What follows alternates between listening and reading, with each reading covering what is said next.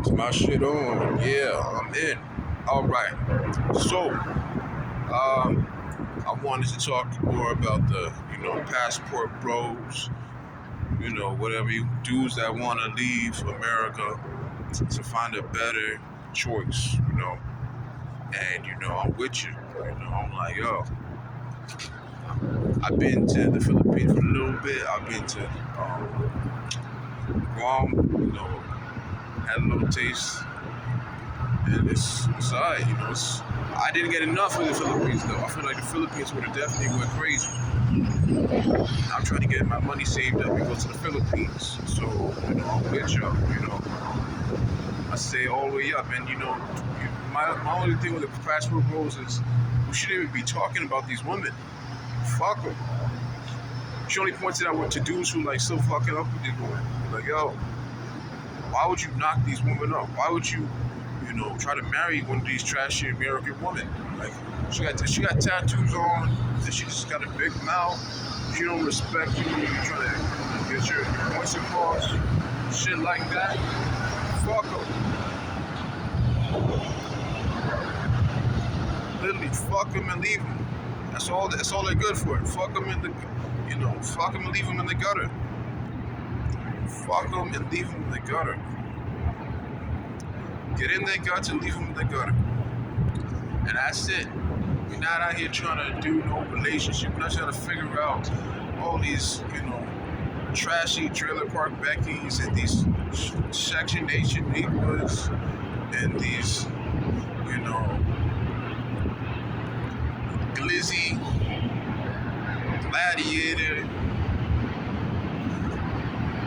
Gwendolyn's and these, we're not trying to figure out none of these hoes, man. Evil. Fuck them. Fuck them, leave them, fuck them. And you don't need to be talking about them because what it does, it makes it seem like, they matter, they don't matter. There's esteem and the price on them has been overrated by men doing that, all it's built up, like, because before, the 60s and all that, it was average, if most women were average, like, they weren't out here getting the model treatment and all this getting flued out and all this shit like that. And then, the 70s come, a lot of women feel like they can go out here, spend their youth kind of like, traveling around in their own, doing their own thing. A lot of girls is on the hippie shit. Some was getting crazy, getting with them crazy dudes. Some was getting taken out by, just getting,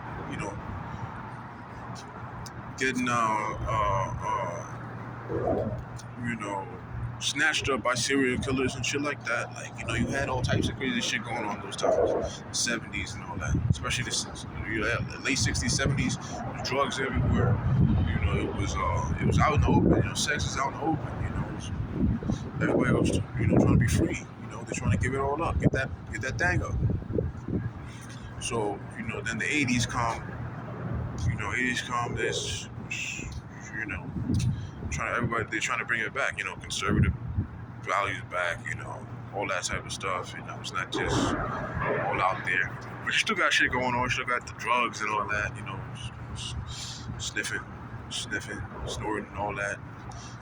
Crack is coming in, all that type of shit. So, girls is giving up for all that. So it gets kind of trashy. It's not that fun loving, 70s type of vibe. It's, it's now you kind of getting it, that's where a lot of the, people talk. That's where I feel like that's where like the hood rap mindset comes from.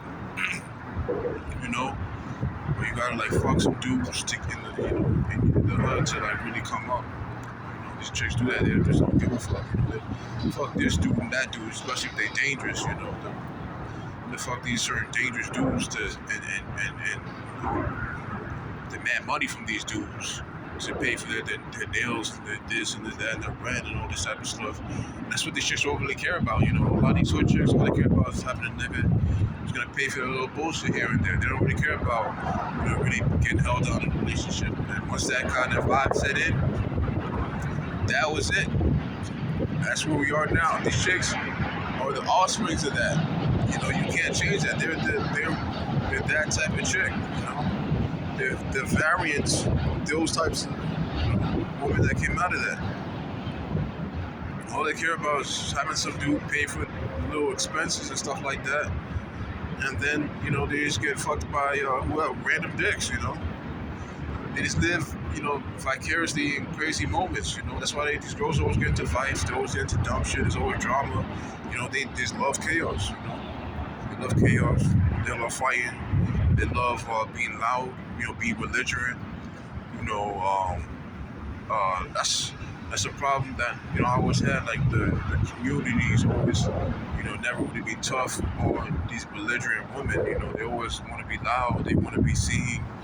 They always want to be acting stupid in public. And that's a bad reflection on the men and their parents and just everything about where she came from, everything.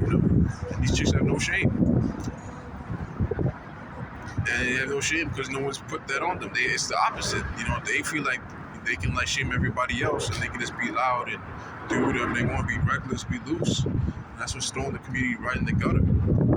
They're taking everything right to the gutter, and you cannot save it. It was something that was supposed to be done decades ago. It was supposed to be done right as soon as it started. And they dealt with it in the 90s.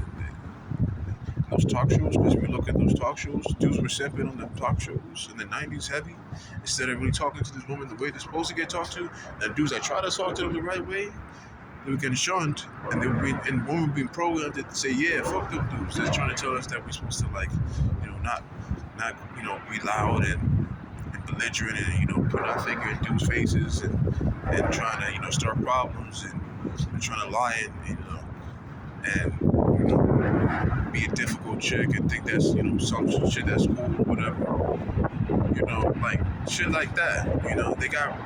They made it cool to be that type of chick, and that became the kind of chick that became the face of the inner city woman. All right. So that's a term that's used in the 90s a lot. The inner city. They don't really say that anymore. Urban, inner city. I guess because you got a lot of hipsters that move back and all that. But in the 90s, they use that term. Inner city, hipster, urban. Well, no, not hipster. Inner city, urban, shit like that. They use those terms. And, that's how it was. Like, these chicks, they was doing what they wanted to do. In the 90s, it was, if we think they ratchet down, man, 10 times as ratchet, because you didn't have white people that were trying to move into these neighborhoods. So you didn't have a bunch of white people, that was like, that niggas had to kind of act a little decent for, or you didn't have anybody that's coming on there expecting, Harlem and, Brooklyn and Baltimore and New Orleans and all these areas that, black dominated to really, be up to par. So the expectations were low. So niggas that did dirt, didn't give a fuck. Violence was crazy. Left and right, everything was going down. Every type of crime and everything was going. So it was like that, And that time came to an end. Really after now that other people coming back, they're trying to buy up all these properties, all these inner city areas. They did move back, especially like late 2000s. They were coming back, the first wave. I remember seeing them in 2006, 2007, coming to New York. She was still rough, but as you can see,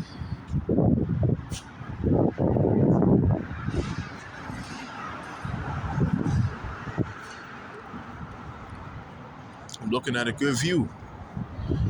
They definitely improved on what was here. It used to be a lot dirty over here if you came out here 15 years ago. Like graffiti everywhere, a lot of stuff wasn't fixed, dilapidated. These chairs over here were not here at all. It was terrible. A lot of stuff was going on, and they fixed it up. And hopefully, the city can get tough on, homelessness and, do something about it so it doesn't fall back into, we don't fall into another 70s, 80s type of time. Because, we can't have that. You can't have the city falling back into a time where, you just have like homelessness everywhere, drugs everywhere. Because, I feel like, you see on my page, like this dude shooting up in broad daylight. Like, what type of shit is that? That's terrible. We got to get that under control. We got to get a lot of mental health out here. There really needs to be something out here to help people out. But yeah, like it's just that's how things got to be where they are now. So now there's no standards out here for these chicks. These chicks have no standard. They can do whatever they want. Like, so whenever these chicks try to act like there's some type of standard in the black community holding these, or just in the hood trying to stop them from doing something, I'm like, get the fuck out of here. Try that with only these fake suburban dudes that didn't really grow up in the hood, or dudes that's not really in the hood where it goes down. Like, but like, yo, I seen it all. These chicks do what they want. They instigate fights, get dudes beat up, they get other chicks beat up. They motherfucking get dudes shot, they get dudes stabbed, they get dudes spit on, they get dudes smacked. They steal weed, steal other shit, they get thrown out their parents' house, all types of shit. So, you can't trust these motherfuckers, especially in New York. You can't trust these chicks. It's always been like that. And I'm glad, in a way, I didn't grow up in the 90s, because, even I didn't miss that era, but like the early 2000s, we still had a little left over, and I was like, man, these motherfuckers is ratchet. Thank goodness. They lucky they didn't have youth and shit like that, then, because it was crazy. Like, yo, these chicks is out here getting to all types of shit. And I feel like they're trying to bring that shit back. I'm like, no, that shit got to die. That ratchet behavior got to die. In the black community, niggas will not let that go. Once you niggas see some long hair, big ass butt, whether it's real or not, niggas don't even care. Big butt, walking stink, you know what I'm saying? Like long nails, they lose their mind. And it's been a formula since the damn 80s. Like, they come with that type of attitude and dudes just, feel like this is the chick that they gotta take in, and then shit starts falling apart in these dudes' lives, and then they start getting all mad. It's like, yo, this is a hoe. This chick she's not somebody that you can teach to be a woman that can follow you in anything, unless you're trying to be, a true to the, you gotta be a real pookie. You can't be no bullshit pookie. You gotta be out here living bucks. Like, you gotta be on bullshit. You gotta get into fights. You gotta be, selling something on the side. You gotta be, drinking on the corner. You gotta be, you gotta be hanging with your boys. Like, you gotta be doing all of that bullshit. You're trying to live as good as life. You go to work, you come home. If you got a chick like that, that shit is gonna turn out terrible. She's gonna be working against you in every way imaginable. Because she's not built for that. She's not built for that. She is not that kind of woman. She never will be. Dudes, that's why, when Kevin Samuels was talking to these women, it was a waste of time. They don't understand that. He's speaking another language to them. He's trying to tell them how to be a wife and all that. They just want to be married. They're not trying to be wives. I think he even said that. These women are not trying to be married. So the only purpose that for him is really to show everyone that these women are not really wives. These women are just trying to get, niggas that pay for them to do all types of bullshit. That's what we have out here. We just got women out here trying to find some sucker to pay for their bullshit. And they feel like dudes, they feel entitled. And they feel like dudes should do all this and that. You gotta do this. You gotta do this to get to me. You gotta do that to get. They playing all these games with that, this and that, trying to act like there's levels. And dudes gotta realize there is no game. There is no level. She either like you, she don't. There's no levels. Fuck third base, second base, all that. She either like you or she don't. You know what I'm saying? All that, I gotta see if I do this to like you, and I'm like, yo, fuck all that. You know what I'm saying? Fuck all that. Yo, we're taking this shit back. We're taking it back to fucking how it's supposed to simple, bro. Like, why gotta be complicated? You know?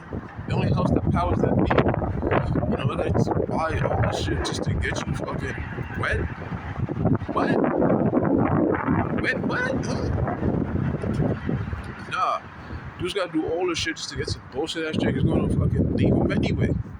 Like, yo, just put all this shit into all these outfits and matching outfits and crazy social media posts about how much they love their girl and man, when I first saw her, this and that, and now they got it, and young, and then dudes get all these, you know, flashing on his body, trying to impress everybody on social media. Dudes trying to get all these, you know,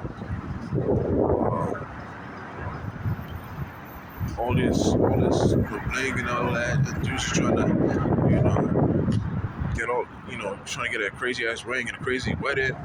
All that for just, this is all fantasy. All this shit is a fantasy, you know. It don't take all that to get these chicks to like you. These chicks are just users. You know what I'm saying? The users, the man abusers. They gotta go. And, you know, they don't fuck with you. You know, you gotta see that. You gotta get out your ego. You gotta see it like, yo, if I gotta do all this, I gotta say all this and do all this shit. Not my chest and say all this just to get you to act right. That shit's not cute. None of that shit is cute. You know what I'm saying? If I gotta do all this bullshit, I'm not gonna waste my time. I'm not about to make my hair get turned gray and all this type of shit just to get you to be a decent person. You know, just to realize you're supposed to be my partner. You know? You just gotta go. And you gotta go grab that passport. And then you gotta go hop on that plane. And you gotta go to the Philippines. And then you gotta go to Thailand. Then you gotta go to Cambodia. Then you gotta take your ass to Laos or Laos. You know, then you gotta take your ass to Singapore.